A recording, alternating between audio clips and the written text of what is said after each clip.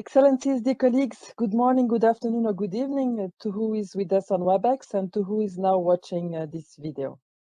The Geneva Environment Network has the pleasure to welcome you today virtually for a briefing on the upcoming 74th meeting of the Standing Committee of the Convention on International Trade in Endangered Species of Wild Fauna and Flora, which will take place in Lyon, France next month. For those who don't know yet our platform, the Geneva Environment Network includes more than 100 institutions and secretariats based in Geneva that make this region one of the global hubs for environmental governance. Administrated by the United Nations Environment Programme and supported by Switzerland, we organize various networking activities, including regular multi-stakeholder roundtables and briefings on major environmental trends.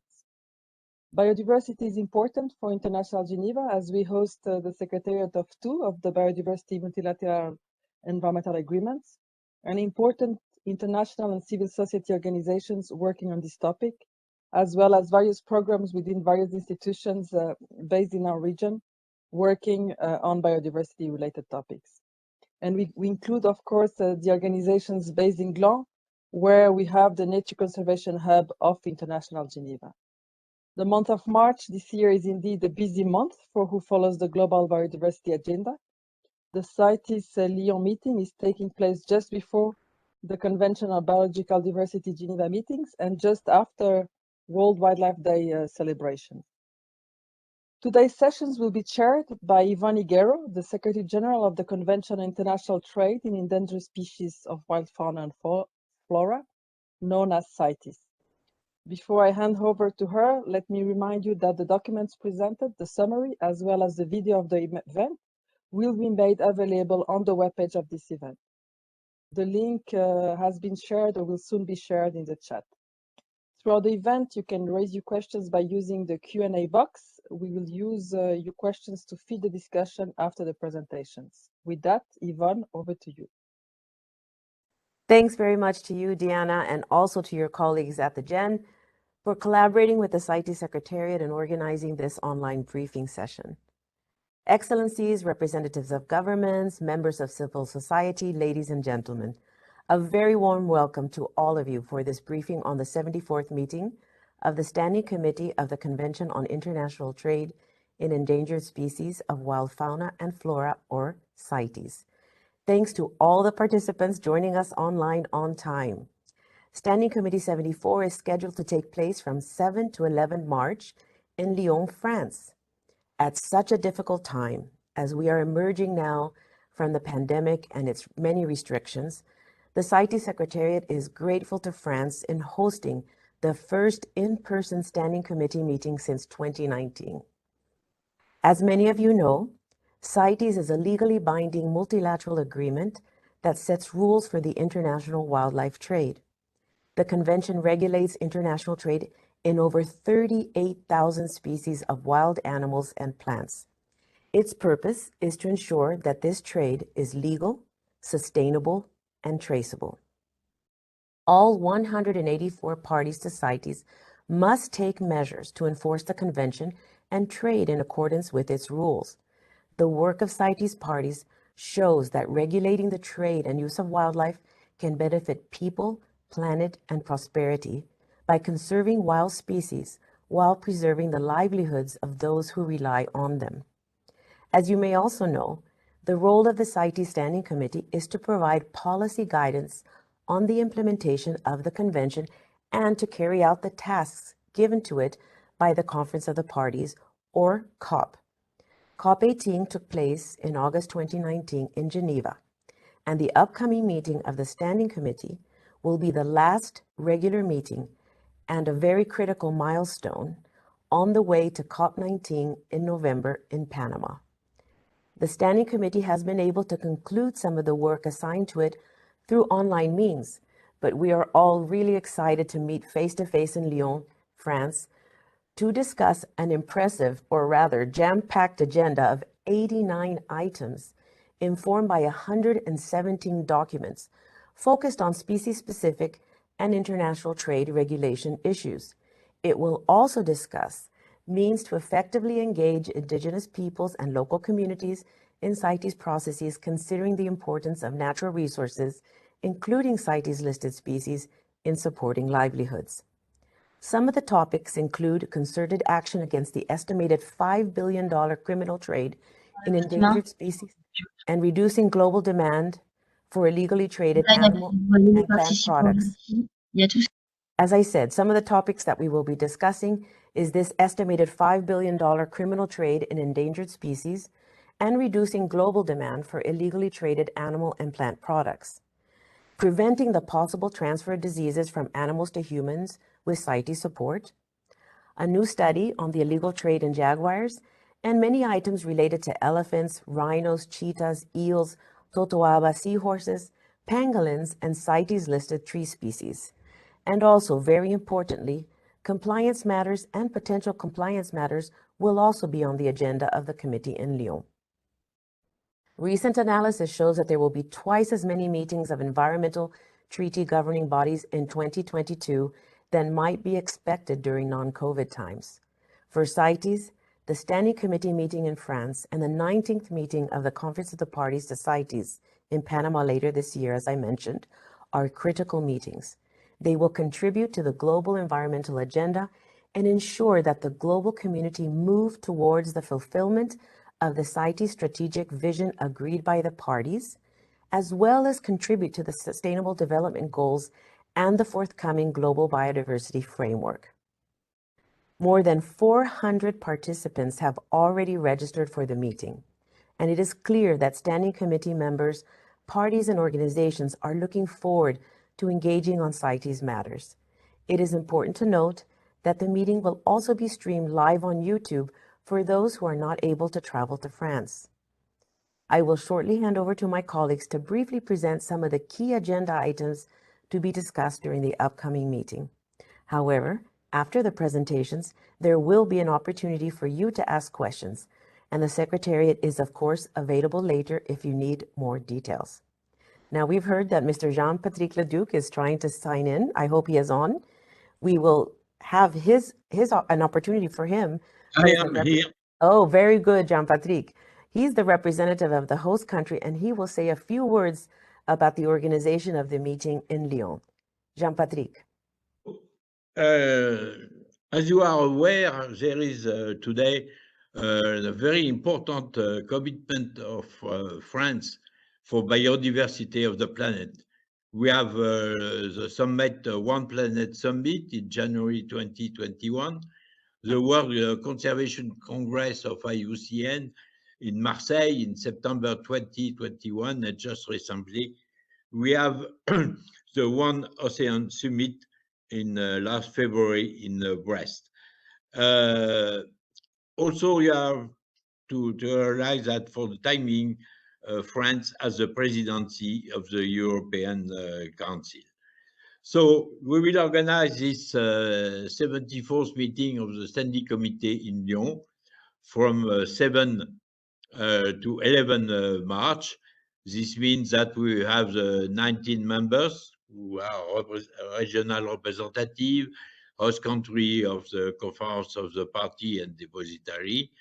We will have all other parties which will be observers, and IGO, NGO, trader organization which may be observers. So we are waiting for about 600 participants, and as Yvonne already mentioned, for the time being, more than 400 as register. So the meeting will be held in the close to Lyon, in Vaux-en-Velin, at a race place. Of course, we will have no race. It's close to the Rhone, and at least we will have on the windows a green in front of us. So that's a place where the biodiversity is high level, because just in this town, there is 1,765 species of plants and animals. Also, you are all aware that Lyon is a world capital of gastronomy, and it's also a World Heritage site. Of course, the main problem, in fact, for organization have been the COVID. Of course, the information we can provide you today may change and change in a good way, I hope. So for the time being, the travel to France, of course, it will depend on the country of departure or of the airline. Entrance to France, today we have no red country, which facilitate the things. And you need to have evidence of 2 vaccinations with a vaccine approved by EU, or at least a second dose with RNA approved by the EU.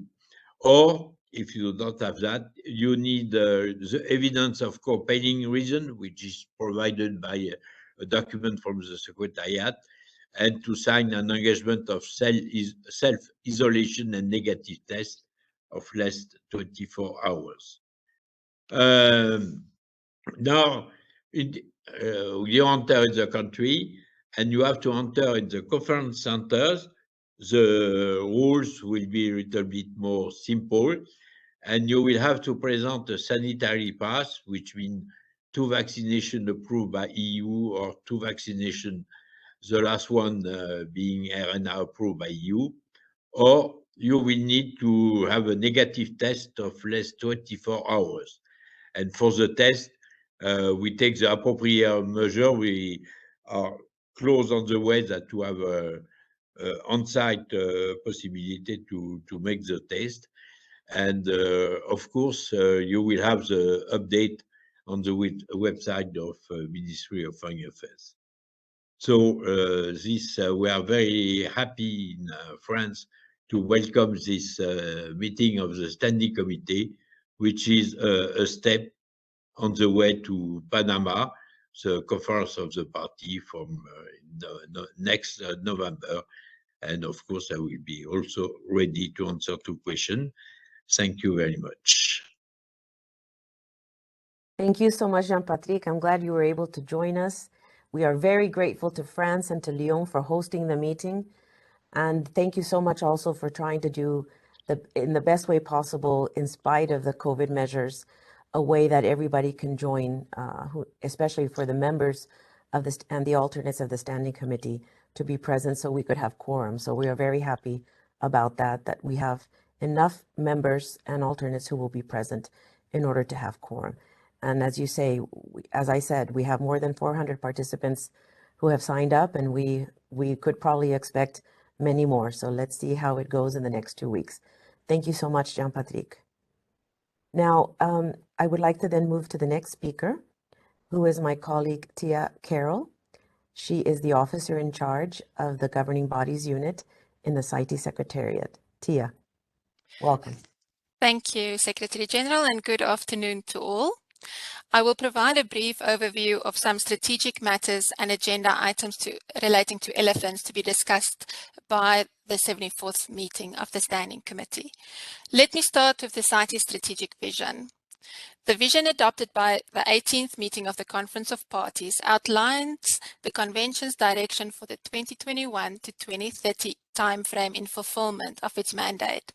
The vision agreed by CITES parties is that by 2030, all international trade in wild fauna and flora is legal and sustainable, consistent with long-term conservation of species, and thereby contributing to halting biodiversity loss, to ensuring its sustainable use, and to achieving the 2030 Agenda for Sustainable Development. The Secretariat and the Standing Committee Working Group reports to the SC74 on the decisions adopted by COP18 relating to the CITES strategic vision. In this regard, the Secretariat reports on the comparative analysis it carried out to illustrate the linkages between the adopted strategic vision and the Sustainable Development Goals. The Secretariat also reports on the review of the objectives of the strategic vision against the current CITES resolutions and decisions. The scientific committees endorsed the mapping of the resolutions and decisions against the objectives of the strategic vision, with a few additions and recommendations that have been incorporated by the Secretariat in the document to be considered by the Standing Committee. The Standing Committee Working Group was tasked to consider the information in the reports on implementation submitted by parties, as well as the comparative analysis carried out by the Secretariat, and propose new or revised indicators of progress to be included in the CITES strategic vision. The Standing Committee will consider the indicators developed and reviewed by the working group, as well as draft decisions for the submission to COP19 relating to the mapping of the CITES strategic vision against the global biodiversity framework that is still under negotiations. With regards to collaboration with other biodiversity-related conventions, the Secretariat presents the Standing Committee with information on provisions contained in existing resolutions and decisions related to synergies, partnerships, and cooperation with other biodiversity-related entities, as well as an overview of existing formal agreements with other biodiversity-related conventions and other entities, while also reflecting on comprehensive and overarching decisions and resolutions on partnerships, cooperation, and synergies adopted by governing bodies of several biodiversity-related conventions to support the implementation of their respective mandates. The Secretariat concludes that a partnership strategy could assist in ensuring a more strategic, streamlined, cohesive, and effective approach to cooperation. This also aligns with Goal 5 of the CITES strategic vision that aims to use existing or new partnerships to help achieve its goals. Moving on to key agenda items relating to elephants. At its 70th meeting, the Standing Committee requested a review of the Elephant Trade Information System, or CITES, and adopted the terms of reference for its review. The Conference of Parties added to the terms of reference at its 18th meeting, and the Secretariat subsequently contracted independent consultants to carry out the review. As you may know, CITES uses elephant specimen seizure data to compile detailed analysis relating to international trade in elephant specimens, most notably ivory. It is also the foundation for identifying parties to participate in the National Ivory Action Plan process that my colleague Juan Carlos will brief you on. The independent reviewers' overall rating of CITES was satisfactory, and recommendations were offered to address key review findings. The Secretariat shared the review with the CITES subgroup of the Standing Committee, and based on feedback received and an assessment of the report and associated recommendations, proposes amendments to the resolution on trade in elephant specimens, as well as the resolution on national reports for consideration by the Standing Committee. The Secretariat also proposes that recommendations relating to technical aspects should be addressed in collaboration with the CITES Technical Advisory Group.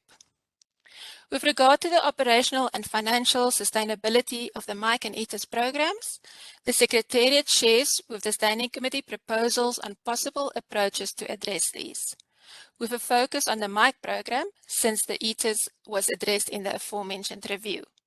The long-term monitoring and capacity building program rely on donor funding to support elephant range states in implementing the program and producing information and analysis on trends in illegal killing of elephants for consideration by the relevant CITES meetings. The Standing Committee is invited to, among others, support the approaches proposed by the Secretariat to address the operational and financial sustainability of the MIC program. Concerning ivory stockpile management, the Standing Committee Working Group presents two documents for consideration by the Standing Committee: Practical Guidance on Ivory Stockpile Management and a Review of Elephant Destruction Methods, while the Secretariat reports to the Standing Committee on annual inventories on stockpiles. The Secretariat noted in its report that since 2014, when reporting on stockpile inventories were introduced, only 39 parties have declared their ivory stocks for 1 year or another, and only 2 parties have declared their stockpiles every year.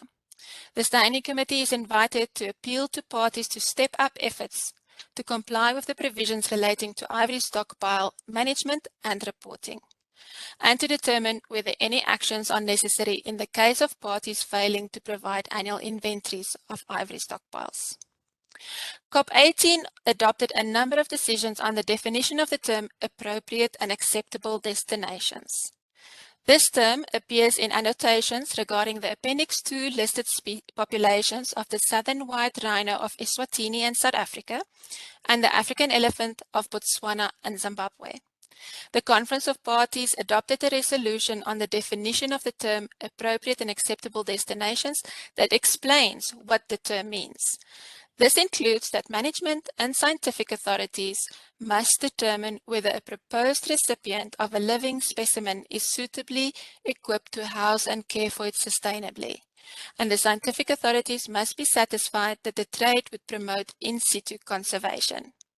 The Animals Committee presents for consideration by the Standing Committee non-binding best practice guidance on how to determine whether the trade would promote in situ conservation, and non-binding guidance for determining whether a proposed recipient of a living specimen of African elephant or the southern white rhino is suitably equipped to house and care for it. In order to continue collecting feedback on the guidance, the Animals Committee further proposed a set of draft decisions for consideration by the Standing Committee. The Animals Committee also agreed at its last meeting to refer concerns about the interpretation of provisions for the regulation of international trade in live elephants as it relates to specific cases to the Standing Committee for its advice and recommendations as appropriate. As to the agenda item on closure of domestic ivory markets, the Secretariat provides the Standing Committee with reports received from parties that have not closed their domestic markets for commercial trade in raw and worked ivory on the measures they are taking to ensure that their domestic ivory markets are not contributing to poaching or illegal trade. 10 parties provided reports to the Secretariat. The Secretariat notes that the development, review and implementation of legislative provisions seems to be the focus of most parties, since it underpins all other activities such as enforcement, including inspections, as well as public awareness campaigns. The Standing Committee is invited to, among others, consider the reports submitted by the parties. Last but not least, the Standing Committee is provided with a report on the implementation of the resolution on trade in elephant specimens that include information on several aspects, including the CITES MIC program that reports, among others, a downward trend in the annual mean continental pike or proportion of illegally killed elephants for Africa from 2011 to 2020. The CITES program that reports inter alia that the illegal ivory trade analysis shows that there was a peak in ivory seizures in 2014 to 15, after which there has been an overall decreasing trend in illegal ivory trade to 2020. Considering the potential impact of COVID-19, future trend analysis will be important in determining whether these downward trends will be maintained. An overview of trade in elephant specimens based on CITES annual report data is provided by UNEP WCMC, and information relating to the conservation status of African and Asian elephants provided by the respective IUCN elephant specialist groups were included in the report, as well as an update on the implementation of the African Elephant Action Plan through the African Elephant Fund.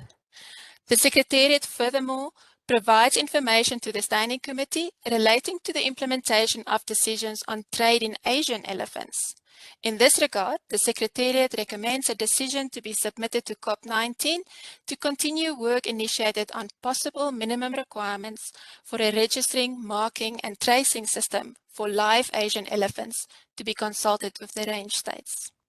The Secretariat also informs the Standing Committee that external funding could not be secured to commission a study in accordance with the decision on trade in mammoth ivory adopted at COP18, but that work initiated by other stakeholders could assist in moving this work forward, and a decision in this regard are proposed to consider by the Standing Committee.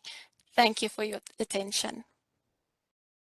Thank you so much, Tia, for all that information that is on the table right now on the agenda. I won't waste time summarizing anything. We're just going to move quickly along in order to allow sufficient time for questions at the end. I'd like to now invite my colleague Juan Carlos, who is the Chief of the Legal Unit CITES Secretariat. Please, if you could, Juan Carlos, on national laws, annual reporting, implementation of compliance processes and engagements with indigenous peoples and local communities. Thank you very much, Secretary General Higuero, Monsieur Jean-Patrick Leduc, distinguished participants. My briefing will focus on two main blocks, one on legal and compliance issues and another one on socioeconomic issues. Turning to the first block on legal and compliance issues, I will invite your attention to the SC74 documents related to national laws, annual reports, compliance matters, a new approach to review annotations, a guidance to verify the legality of CITES transactions, a compliance assistance program to provide more aligned and efficient assistance to parties subject to compliance measures, and the Secretariat assessment of the situation in Nigeria, Lao PDR, Guinea, DRC, Madagascar, and Japan. I will also refer to the introduction from the sea, and finally, I will make a couple of comments on an important and complex discussion on reservations to CITES appendices, and if we have time, an important document on DNA produce wildlife products that may be regulated under CITES. On the national laws, under the National Legislation Project, the Secretariat provides technical assistance to parties through legal analysis, bilateral meetings, and regional workshops, as well as the development of specific tools, such as the model law, which has been updated, taking into account the new relevant CITES resolutions, as well as the UN General Assembly resolutions aimed at combating illegal wildlife trade. To date, of the 184 parties to the convention, 108 parties, the 58.7%, have legislation placed in category 1 under the National Legislation Project, which is the top category. Although progress and commitments have been significant for some parties, there is still a total of 72 parties whose legislation is placed in categories 2 and 3, so they need to adopt legislation soon. Since COP18, the legislation of 4 additional parties has been placed in category 1, along with the legislation of 1 dependent territory. These parties are Jordan, Mauritania, St. Kitts and Nevis, Solomon Islands, and the territories Tristan da Cunha. Over 50 parties and dependent territories have provided a written update on legislation progress to the CITES Secretariat since COP18, and most of them have reported substantial progress in adopting appropriate legislative measures for the implementation of the convention. However, no progress has been reported since COP18 by several parties identified as parties requiring the attention of the Standing Committee as a priority. And these countries, I would like to draw your attention to this list, which is important, are Dominica, Kazakhstan, Libya, Mongolia, and São Tomé and Príncipe. In accordance with the decisions adopted at the last COP, the Standing Committee may recommend that the Secretariat issue a notification recommending that parties not authorize any commercial trade in specimens of CITES species with those parties. Excuse me. On the national reports, the deadline for submission of annual reports is the 31st of October each year for trade that occur in the previous calendar year. The Secretariat would like to inform that the following parties have failed to submit annual reports for 3 consecutive years or more during the period 2018-2020 without having provided adequate justification. These countries are Albania, Australia, Burundi, Chad, Dominica, Iceland, Iran, Libya, Mongolia, Nepal, Niger, Paraguay, San Lucia, San Marino, São Tomé, Syrian Arab Republic, Tajikistan, and Togo. However, since the document was published on the CITES website, the following parties have submitted their mission reports: Bahrain, Burkina Faso, Liberia, Nepal, San Marino, Sudan, Samoa, Tajikistan, Togo, and the last one was Congo. Several other parties are in the process of preparing the reports, and the Secretary expects to receive this before the meeting of the Standing Committee. We will be grateful if the missions can communicate with capitals about this, and the Secretariat will be happy to discuss bilaterally with the parties concerned. I would like to move to compliance matters and briefly mention the cases on the agenda for the meeting without going into too much detail, but we'll be happy to discuss with the parties concerned. We have two blocks. One block is potential compliance issues, so they are not yet identified as a compliance matter, but we have some initial communications or indications that there may be an issue to bring to the attention of the standing committee. And the four issues that we are bringing to the attention of the committees are the trade in live Asian elephants between Lao PDR and China, trade in a timber that is called Pericopsis elata from Cameroon, the registration of operations of captive breeding facilities in the European Union and the United Kingdom of Great Britain and Northern Ireland. And the last case is on timber trade from or to Vietnam. There is also, when we were drafting the meeting, we received some information on trading birds to or from Bangladesh. So these are the issues that are being brought to the attention of the committee for their work.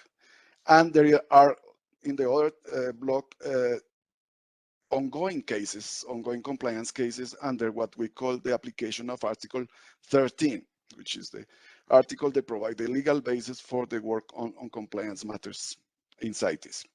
And these cases are the situations of compliance levels in Lao PDR, Democratic Republic of Congo, Guinea, and Nigeria. All these documents are available on the website, and you can check there the recommendations. There is also a case of introduction from the Sea of Sea Whale by Japan. We expect that this case will be closed at this meeting. There is a case of the Malagasy ebonies timber from Madagascar that is going on since several COPs. There is also what Tia mentioned, the National Ivory Action Plan processes. And there is a case that my colleague Ben Van Rensburg from the Enforcement Unit will present on Totoaba. These are the details of the compliance matters. I'm not going to be very specific about this, but we'll be happy to discuss with those concerned by this. But the trade in timber from Cameroon concerns mainly the legality of the timber and how the quotas are allocated and the discrepancies between the permits that are issued and the declared origin of the timber. The issue of Guinea is a very old trade suspension that is in place, and Guinea is making progress to implement the recommendations of the Standing Committee, and we're going to discuss this progress at the meeting. Madagascar timber case is a very old case that we are trying to also bring to some kind of conclusion or more clear decision on how to close this cycle and be more concrete on the things that should be implemented by Madagascar. And it concerns mainly stockpiles of these timbers of ebonies, Diospyros spp, and palisanders and rosewoods that are stocked in different places in Madagascar, and that needs a decision from first from the country and then from the Standing Committee to authorize or not their trade. Actually, there is a trade suspension, a zero quota for timber for trading those timbers from Madagascar. On other legal issues that are also relevant for the meeting and that are taking more relevance since a few meetings, first, the verification of legality, which is one of the two key pillars of the CITES regime to regulate trade, and what we call that's what we call the legal acquisition findings, which is a verification by the management authority of each country to certify that these specimens are coming from authorized places and are from a legal origin. We are providing guidance on how to make those verifications, and we are going to discuss this guidance with the committee in Lyon. The second legal issue that is also becoming very relevant, and I think will take some space in the deliberations in Lyon, is all what concerns the trade in marine species, with a special focus on sharks. And we are going to mention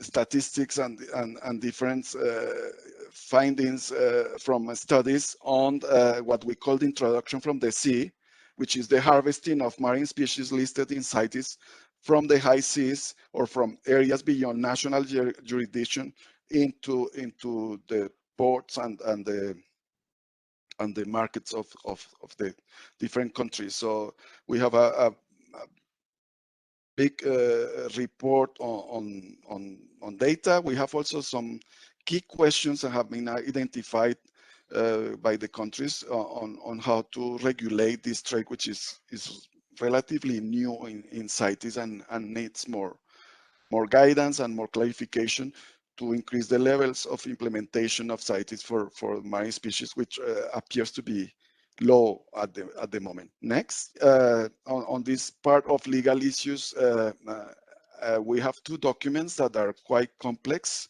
and I imagine that some delegations will bring their legal experts within the delegations, because we are going to discuss a document on reservations that was proposed by the Secretariat following the discussions at COP18, mainly on discussions affecting annotations to the listings of certain species, particularly African elephants, and the situation where some parties were entering or sending communications to the depositary government regarding the amendments that resulted following that discussion. So we are going to discuss all the legal implications of accepting these communications as reservations, and discussing some suggestions and proposed way forward to bring more clarity to this aspect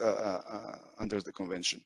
The other big legal discussion on annotations concerns a mechanism to review these annotations in a periodic manner, but also prior to the decision-making process at the COP. So we are suggesting a new mechanism for discussion at the committee, following the mandate received from the Conference of the Parties in Geneva in 2019, and we are suggesting what we call an annotations periodic review mechanism that will bring also some clarity and legal certainty to the annotations that are added to the listings of species at the COPs. This is where it's like the small letters in the insurance contracts that you sign, and this is where many of the details and complexities of the CITES trade regime are contained. So we are suggesting a mechanism to review this. That the other block is on socioeconomics, and we are paying a lot of attention to the engagement of indigenous people and local communities,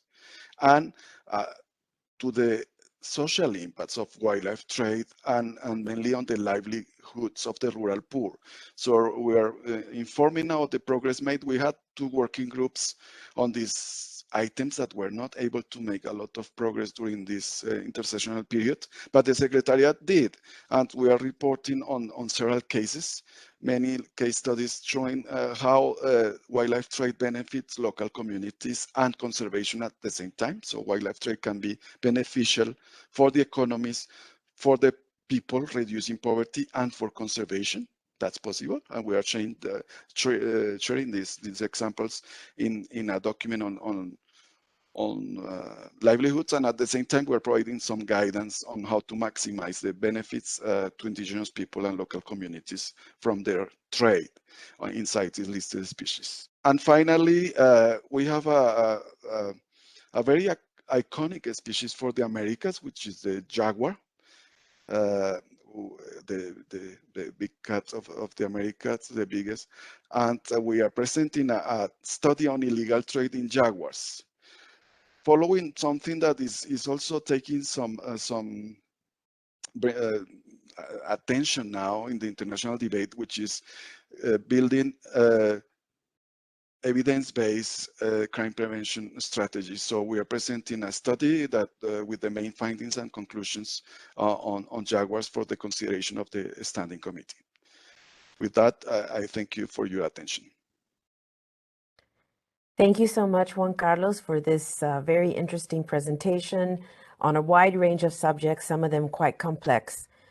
So I'm sure if we have questions later, I hope you remain to be able to respond to some of them. Otherwise, we can always follow up with the missions later on.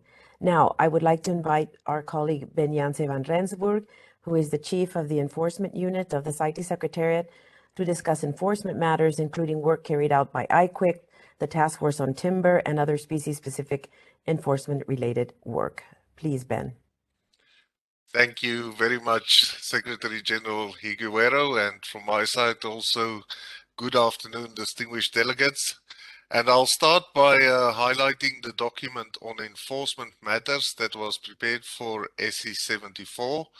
This document highlights a number of issues, including a number of resolutions and decisions that were adopted since COP18 in different fora that actually reflects the continued concern over the devastating impacts of wildlife crime and the importance of addressing it as a serious crime. The document also outlines the continued challenge posed by corruption and the need for parties to continue to take strong measures to mitigate corruption risks and to combat corruption. The document also outlines the need to scale up efforts to address illicit financial flows from wildlife crime and to integrate the investigation of financial crimes into wildlife crime investigations. And the Standing Committee will consider a number of recommendations prepared on these matters at SC74. Then I move on to wildlife crime linked to the internet. Next slide, please. Now, with regard to wildlife crime to the internet, there's a document that provides an update on the implementation of decisions on this matter, and it includes information on matters such as the capacity established by Interpol to assist parties in their efforts to combat these crimes, the Interpol guidelines on wildlife crime linked to the internet for law enforcement practitioners, which was launched in March 2020, and the wildlife crime linked to the internet webpage available on the CITES Secretariat website, which include information on best practices and model measures to combat these crimes. Next slide, please.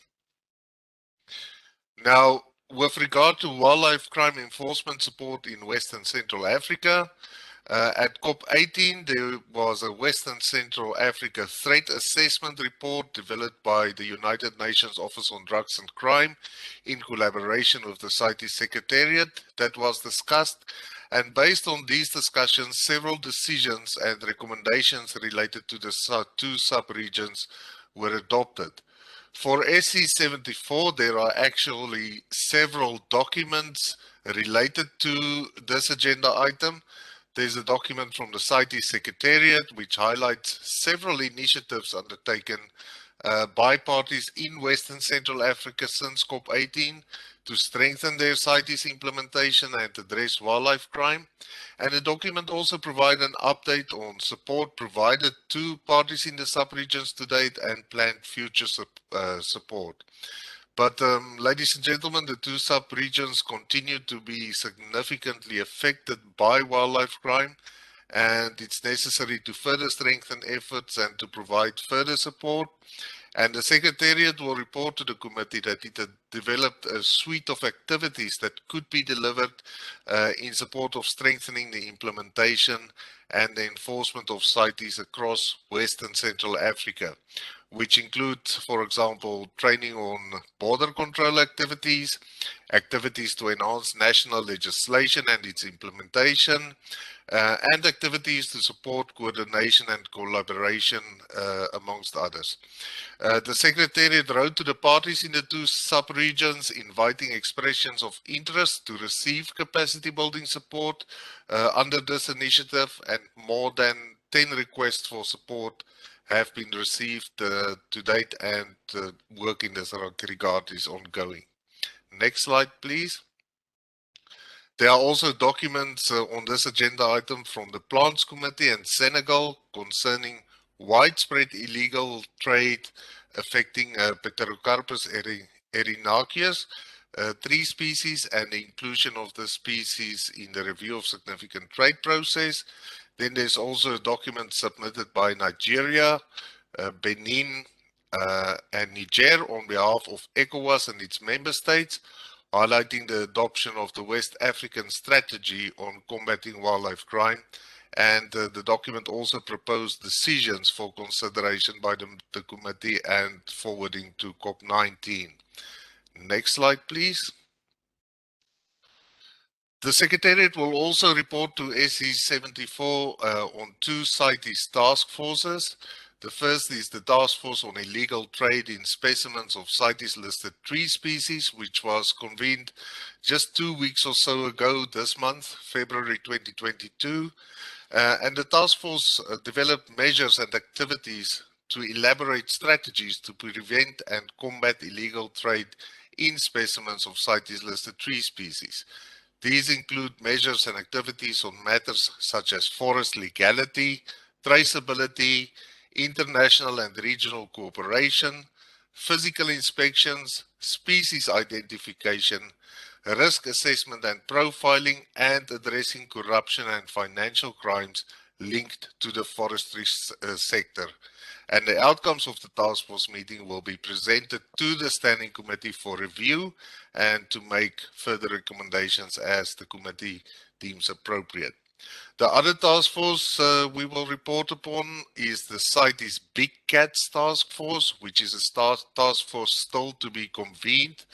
COP18 adopted the decision that directed the Secretariat to draft terms of reference and the modus operandi for the CITES Big Cat Task Force, and for the Standing Committee to review this prior to convening the first task force meeting. Now, this revised draft terms of reference and modus operandi for the Big Cat Task Force are now ready and will be considered by the Standing Committee at the present meeting. Next slide, please.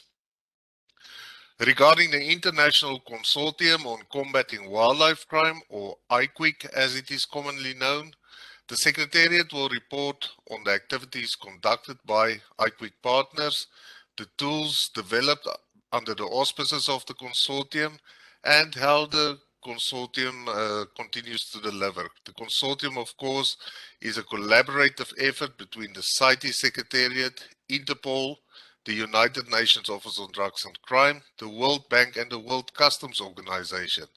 And the consortium continues to play a critical role in assisting parties globally to combat wildlife crime using a coordinated and cohesive approach and providing parties with the tools, services, and the technical support needed to bring the criminals involved in wildlife crime to justice. Now, the document on ICWIC prepared for SC74 highlights numerous matters, including things like the ICWIC annual report for 2020, as well as the development of the ICWIC Vision 2030, which is currently ongoing. And I invite you to consult the document prepared for more information. Next slide, please. Now, regarding species-specific enforcement matters, there's a document on rhinoceroses prepared for SC74, which highlights the measures and activities being implemented by parties to address crimes involving rhinos. And the committee will consider reports from Namibia, South Africa, Vietnam, and Zimbabwe, as well as any oral updates that may be provided by China, Mozambique, and Myanmar, in accordance with the decisions on rhinoceroses adopted at COP18 that were directed to these parties.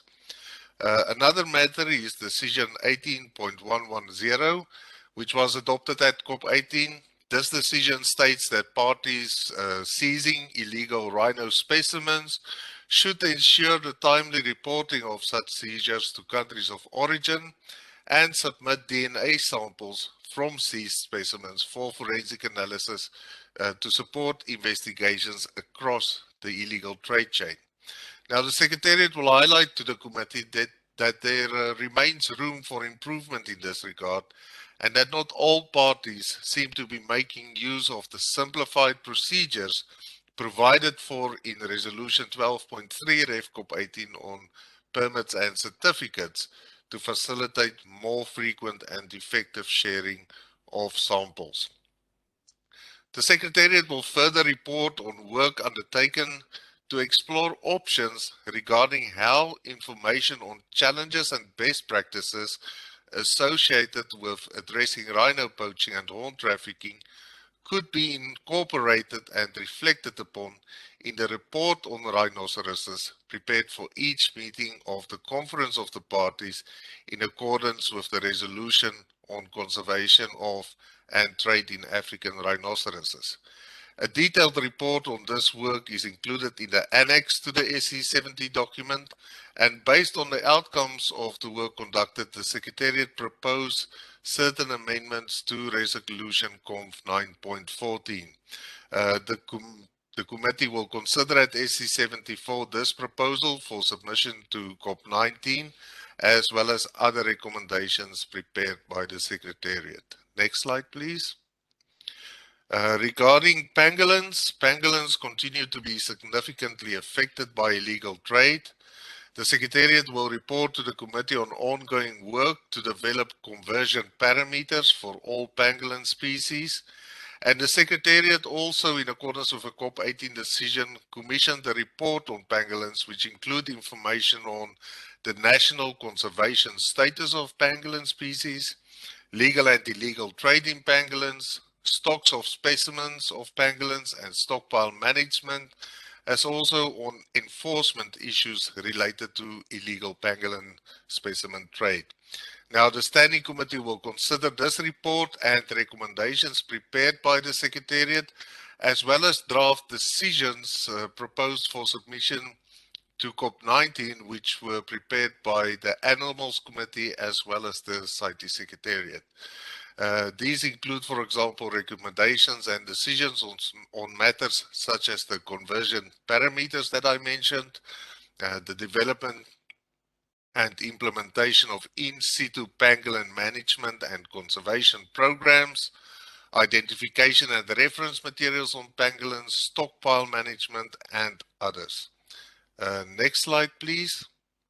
There's also a document on Asian big cats. Now, ladies and gentlemen, the continued seizures of Asian big cat specimens, including specimens that originated from captive breeding facilities, and the potential impact this illegal trade could have on Asian big cat populations in the wild remains a concern. And it is essential that parties further scale up efforts to address illegal trade in Asian big cats. The document on Asian big cats includes information on the reporting received from parties regarding their implementation of the decisions on illegal trade in Asian big cats, and also their implementation of Resolution Conf 12.5 REFCOP 18 on conservation of and trade in tigers and other Asian big cat species. This includes reporting on matters such as the conservation status of Asian big cats, management practices and controls concerning facilities keeping Asian big cats in captivity, enforcement measures and activities to address illegal trade in Asian big cats, and the reduction of demand for tiger and other Asian big cat specimens.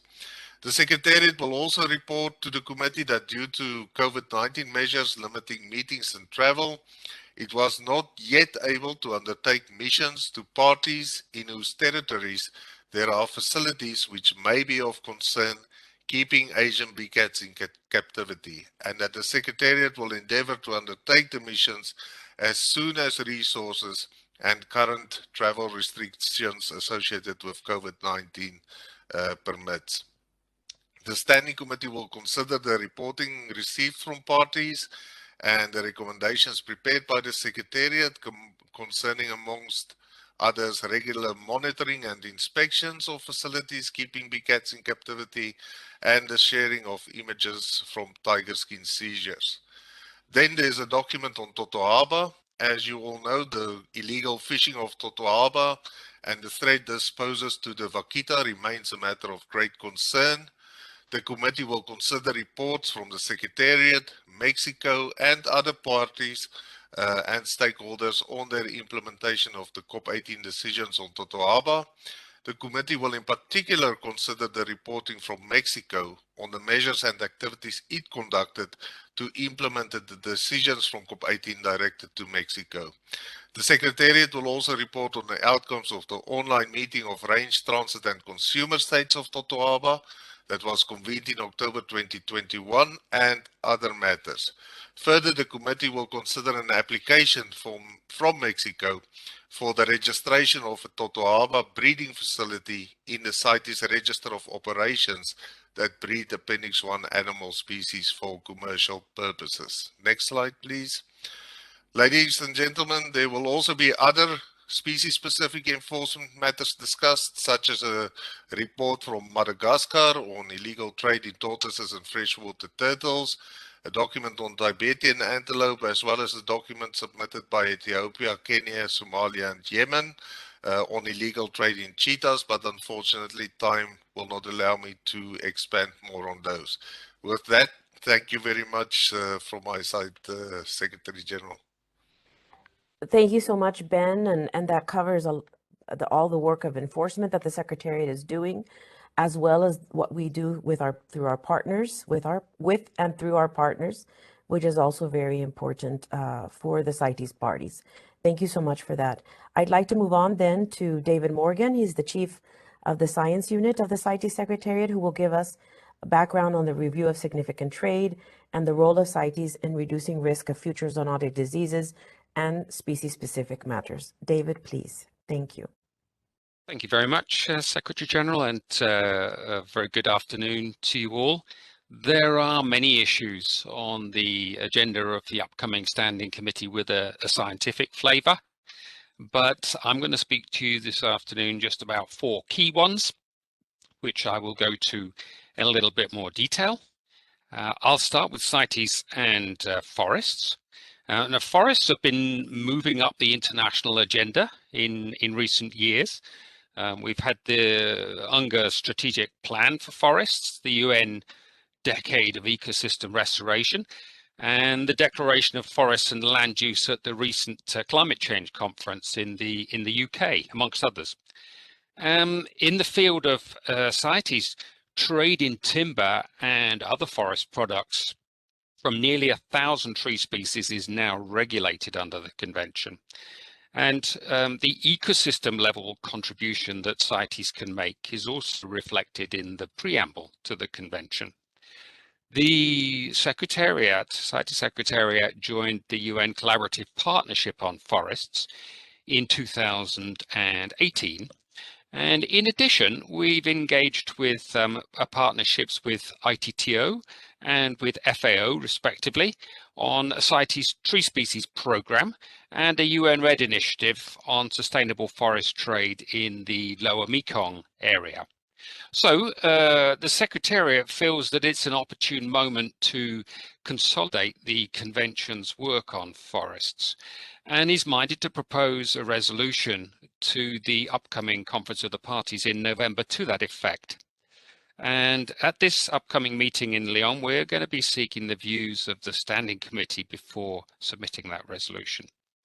Now, the resolution that we have in mind would have an operative part which would require the Secretariat to publish a compendium of activities in resolutions and decisions of the Conference of the Parties that are relevant to forests and CITES listed species dependent on forests, to do so after each Conference of the Parties. The resolution would seek to ensure that the Secretariat steps up its collaboration with the Collaborative Partnership on Forests and indeed with the Collaborative Partnership on Sustainable Wildlife Management and other organisations and networks with substantial programmes on forests. The resolution aims to give a boost to CITES fundraising actions related to forests through a more coherent and integrated approach. And with that, the objective is to raise the visibility of CITES's input to the conservation and sustainable use of forest species. So overall, this resolution would consolidate CITES's work on forests and help drive it forward as we go forwards.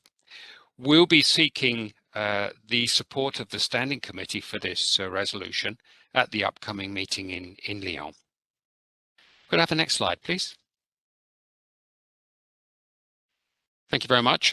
I'm turning now to the role of CITES in reducing the risk of future zoonotic diseases. Now, COVID-19, which has laid us low this long time, is caused by a virus, a kind of a coronavirus. And coronaviruses occur naturally in wild animals, in particular in bats. Some other coronaviruses have spread to humans, bringing diseases such as Middle East Respiratory Syndrome, MERS, severe acute respiratory syndrome, SARS, and these are called zoonotic diseases, diseases that are spread from animals to humans. Now, the precise origins of the virus that caused COVID-19 are still under debate, and there's no certain answer on this. However, zoonotic diseases are very common, and this virus may have spread from wild animals to humans. International wildlife trade, as you might imagine, might be one circumstance where such transmission from wild animals to humans could occur. And the emergence of this virus and the spread of COVID-19 as a consequence, and the impact that it's had on all our lives, has led the Standing Committee to review the current contribution that CITES is making to identifying and mitigating zoonotic disease risks, and also to identify opportunities and constraints in relation to future CITES contributions in this regard. And the Standing Committee set up a working group to look into these questions. This working group will be reporting at the meeting in Lyon, and they have come up with a number of recommendations. Firstly, they're proposing a small change to existing CITES resolutions that would allow the issue of measures to mitigate the risks to animal and human health to be incorporated into existing CITES guidelines on the transport of animals. And secondly, this working group is proposing a suite of further work in some draft decisions, which they're thinking of suggesting to propose to the upcoming COP in November. And broadly, this further work would involve a review of measures that are already being taken by parties to mitigate the effects of zoonotic disease in wildlife trade. And the decisions would propose a joint program of work between the CITES Secretariat and the World Organization of Animal Health, OIE, which is based in Paris, and a review of similar cooperation with other bodies such as the World Health Organization and FAO. And finally, the working group suggests the possibility to develop a CITES resolution on advancing the One Health approach in relation to international wildlife trade. However, this is very much the beginning of the dialogue on this matter between the CITES parties, and we're expecting a working group to be formed in Lyon at the upcoming meeting to debate these issues further, are very significant issues for all of us. Thank you. The next slide, please. I turn my attention now to what we call the review of significant trade. Now, ensuring the sustainability, biological sustainability of international trade being allowed under CITES is essential for the effective implementation of CITES and indeed for the credibility of the convention. And this is primarily a task for the scientific authorities which are established in each exporting party. But who's checking the sustainability to make sure that it's done well? And the answer is the CITES scientific committees, the Animals Committee and the Plants Committees. They have a mandate to, and indeed they're instructed to regularly review all trade being reported by CITES parties and to flag up that which looks as if it might be unsustainable. The Animals and Plants Committees propose recommendations for remedial action to put the trade back on a sustainable footing where this is not the case. And the Standing Committee is charged with making sure that these remedial actions are acted on by the affected parties. And this is called the review of significant trade. Now, at the upcoming Standing Committee meeting, the committee will be looking at 24 cases which are under this review. Sometimes the news is good. The parties have brought the trade back into line with the committee's recommendations and CITES requirements, and sometimes more work remains to be done. And I won't go into detail this afternoon, but it does appear that in the case of Algeria, Cameroon, Congo, DRC, Guyana, India, Indonesia, Mali, Morocco, Nicaragua, Panama, Suriname, and Tunisia, that there is some homework to be done in this respect. Now, if any representatives from any of these states wants further details on the actions required, then please leave a message in the chat and the Secretariat will get back to you. If all else fails during this review, sometimes the Standing Committee finds it necessary to recommend that all parties suspend trade in certain species from certain countries because the trade has been unsustainable and remedial measures have not been put in place. And there are 46 such trade suspension recommendations in existence at present. And at the upcoming meeting, the Standing Committee will be reviewing some of the more long-standing ones of these to see if any progress has been made. Next slide, please. Next, I'll be turning my attention to the review of trade in animal specimens reported as produced in captivity. Over the years, the proportion of reported trade in specimens of CITES listed species taken from the wild has declined, while the proportion that's been bred in captivity continues to increase.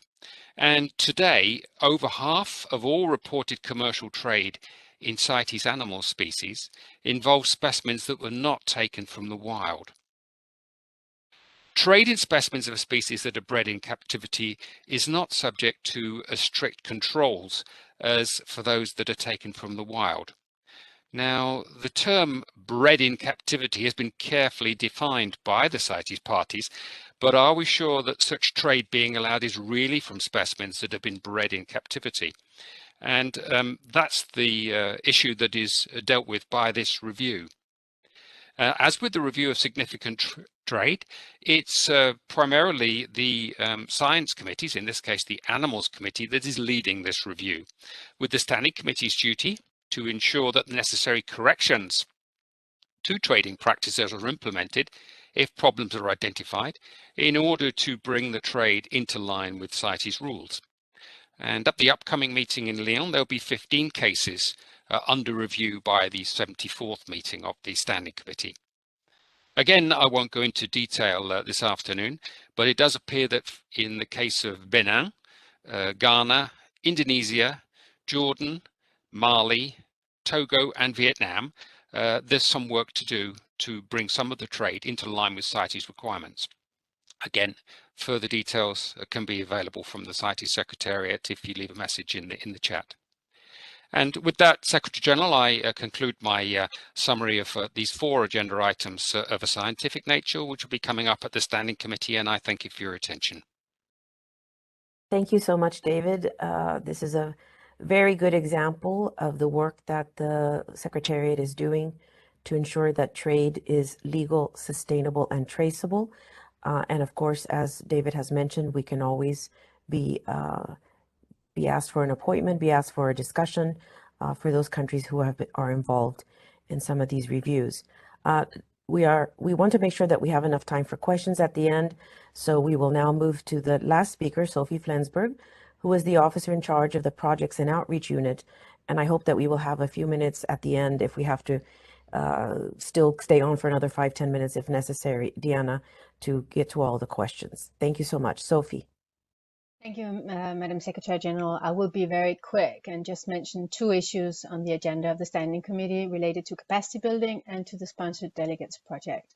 At COP18 in Geneva in 2019, the conference decided that it was time to reconsider a little bit the approach to capacity building under the convention, not least because the resolution on technical cooperation had been around without any revisions since COP3 in 1981. So the COP mandated the Standing Committee to review the resolution with a view to incorporating capacity building needs into the resolution with inputs from parties, the scientific bodies, and the Secretariat, and provide its recommendations to the Conference of the Parties. At this upcoming meeting, the Standing Committee will be considering the report of a working group it established following the COP, which has been chaired by New Zealand. And this working group is proposing a completely revised resolution on capacity building based on the CITES Strategic Vision 2021-30 that Tia mentioned earlier in this briefing. This new proposed resolution would recognize the need for a more integrated and coherent approach to capacity building and refer to the availability of technological tools and innovation supporting capacity building. If the Standing Committee agrees, this resolution will then be forwarded to the COP for adoption in November, or for consideration and adoption at the meeting in November. The Standing Committee will also be invited to take note of the activities by the CITES Secretariat that has been taking place since COP18 with respect to capacity building. Most importantly, the Secretariat has initiated a complete overhaul of the CITES Virtual College, which has been long outstanding. It is expected that identification materials and other resources will be made available in a much more user-friendly and easily accessible manner within the next few months, followed by new online courses of all pertinent aspects of the convention. This will be a huge improvement from before, and we thank the donors that have provided funding for this. As you will have heard in my colleagues' earlier interventions, lots of work on capacity building has been undertaken by the Secretariat and partners over the last couple of years to strengthen the implementation and enforcement of the convention, and those activities are referred to in specific documents and not in this one. With regard to the sponsored delegates projects, I recall that the purpose of this project is to ensure that 2 participants of each developing country party will be able to take part in the Conference of the Parties at its meeting in November. And the fundraising campaign for this next meeting of the conference was launched on 1st October 2021 with the aim of raising $1 million. To date, almost 300,000 have been secured and pledged, which is a very good start. The funding status is made available online, so you can see which parties have pledged funding. It's a good start, but additional funding will be required to ensure that all parties can be represented in Panama with at least 2 representatives. Applications for support from the project must be sent to the Secretariat by the 30th of April 2022. I also wanted to quickly just mention that we have a couple of events relating to the World Wildlife Day happening this week and next week, and perhaps Diana or the Secretary General will give you more information on that. Thank you very much. Thank you very much, Sophie. And firstly, I would like to say thanks to all the parties who are contributing to the Sponsored Delegates project. This is very important to ensure broad participation of the many parties out of the 184 parties who belong to the convention to be present during these important discussions, and especially with developing countries who have quite a lot of the biodiversity of the world. And secondly, I would like to thank you for the presentation on capacity building, as I also think that this is one of the pillars of the convention to ensure that parties are able to comply with the regulations of the convention. Capacity building is absolutely essential. And I'm glad that we have been able, despite the COVID measures in place and not being able to go to countries and to our parties to have these technical trainings and other types of capacity building, we have been able to do a lot online with very good participation. So I'm very proud to be able to say this. Now, we have a few minutes left. If you have any questions, we would be very happy to answer. And if we can't answer now, of course, we can always come back and come back to you later on if you leave us your name and email. And I will mention something about World Wildlife Day at the end. So I have not a question, but a comment from the Japanese Ministry of Foreign Affairs saying something about some of the documents that have not been uploaded. Dia, I think we are very close to uploading all documents. I think there were only a few left, and where some were still in being translated. Do you want to give an update on that, Tia? Thanks, Secretary General. Yes, we are uploading as soon as we can. We are in the process of finalizing translations for a number of documents, so we apologize for the delay in posting them. But we are almost there in terms of making sure that all the documents are available for consideration by the parties. I think that we can give specific feedback on the specific items that are mentioned in the chat. Okay, we can try to do that. And again, we've made every effort possible. There are some documents where we are prepared by outside parties as well. So it takes a little bit of time sometimes to get everything together and have a few documents that are left. And with the translation, it takes some time as well. But I think very soon you'll see that everything will be uploaded. So I think that the briefing was quite successful, and we were able to give a really good overview of the subjects and matters that will be discussed during the next standing committee, the standing committee in Lyon.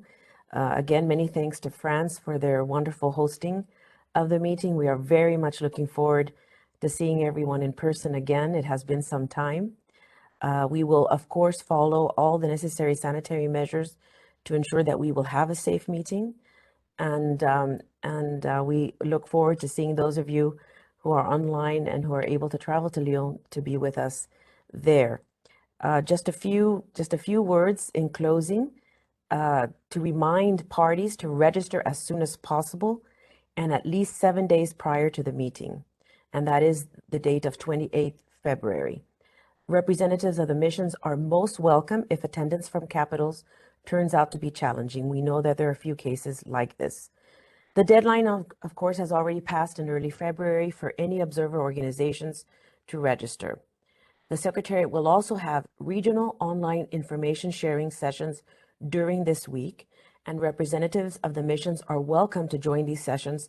Just let us know if you're interested and we can send you the details. Some of them, of course, I think today, if I'm not mistaken, Tia, we can say today or tomorrow at midnight, our time in Geneva, and 2 a.m. for Tia in Nairobi, we have the briefing for Oceania. And we will have sessions like this or very early or very late during this week. But of course, you are welcome to join if you're interested. And finally, the reminder about World Wildlife Day, which is on 3 March, and it will be under the theme Recovering Key Species for Ecosystem Restoration. And as you well know, ecosystem restoration is essential in delivering nature-based solutions to address the planetary crisis, all 3 planetary crises, including biodiversity loss, through species recovery, increasing ecosystem resilience, and supporting ecosystem services. Please join us next week, Thursday at 1400 hours for the online event. You can check out our website for more information, including the agenda. So, Excellencies, representatives of governments, and members of civil society, thank you so much for your time and interest. We remain, of course, available for any further questions or if you want more details of what has been presented today. We look forward to constructive discussions at the upcoming meeting and wish you a great rest of your day wherever you are. Thank you so much, and thanks to the Gen again, and to our host, France. Thank you. Have a lovely day. Thank you very much, Secretary General Iván Higuero. And just a reminder for those interested in biodiversity issues that tomorrow we will be hosting a briefing on the preparations for the CBD meeting that will take place in Geneva. It's tomorrow at 3 p.m. Geneva time. And as it was mentioned by the Secretary General, World Wildlife is coming very soon. On Wednesday, we are hosting a live discussion with the Secretary General on the documentary Killing the Shepherd. And next week, we will also host another discussion on another documentary, as you can see per the slide that is shown just now. And the Secretary General also mentioned the World Wildlife celebration hosted by the Secretariat to not be missed on the 3rd of March.